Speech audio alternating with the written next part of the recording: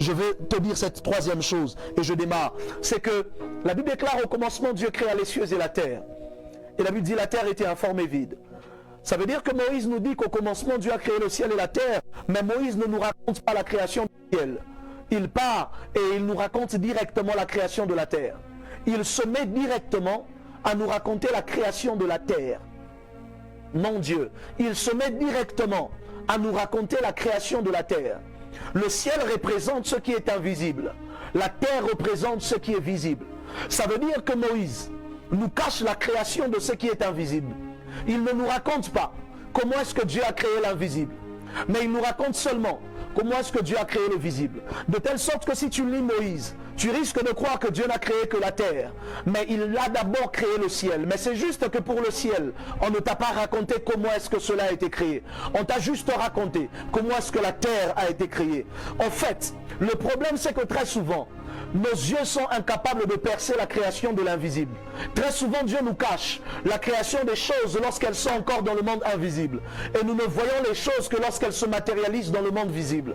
Et ainsi, nous commettons l'erreur, parfois lorsque Dieu est en train de créer le ciel, de se dire que Dieu n'est en train de rien faire. Non, il est juste en train de créer des choses dans l'invisible avant de les emmener dans le visible. En fait, vous devez comprendre que Dieu ne crée pas simplement des choses dans le visible et parce que ces choses viennent de l'invisible. Non, même dans l'invisible, il crée d'abord des choses dans l'invisible et ensuite il les emmène dans le visible. Mais l'erreur ou la limitation que nous avons en tant qu'hommes, c'est que nous ne voyons pas la création des choses invisibles. Alors nous témoignons que Dieu a créé simplement lorsque nous commençons à voir.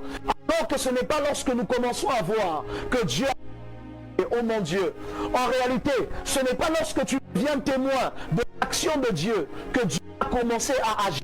Mon Dieu, ce n'est pas lorsque tu deviens témoin de l'action de Dieu que Dieu a commencé à agir.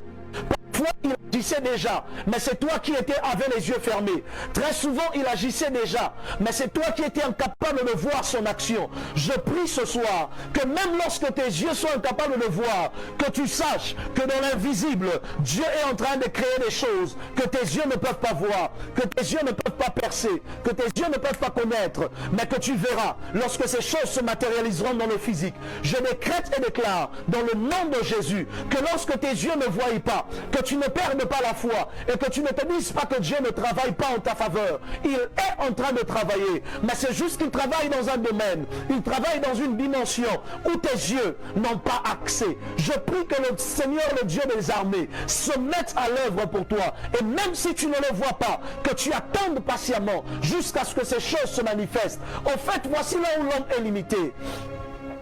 Nous les hommes, nous sommes limités parce que nous comptons l'existence des choses à partir du moment où nous les voyons. Je redis, nous disons qu'une chose existe à partir du moment où nous les voyons. Ainsi, nous comptons les jours de l'enfant à partir de sa naissance. Et on dit que ça fait un mois qu'il est né, il a un mois, il a un mois. En réalité, il n'a pas un mois.